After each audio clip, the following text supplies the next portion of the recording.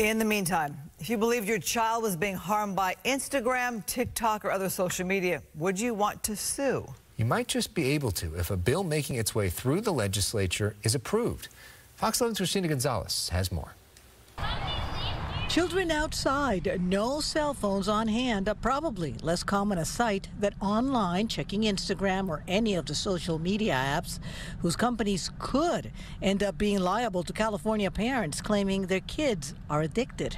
What our bill 2408 would do would put a duty into law for the first time in America that says a social media company, as defined in the bill, has a duty to not addict children with its product.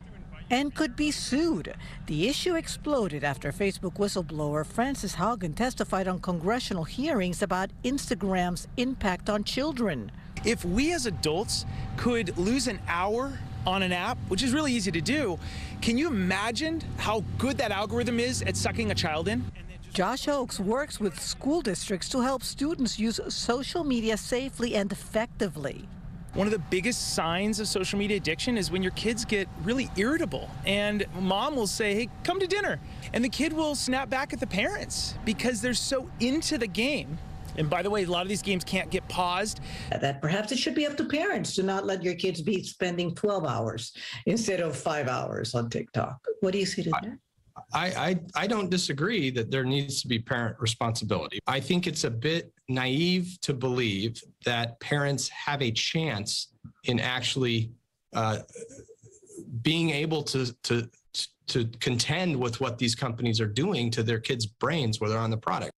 Some advice from the experts.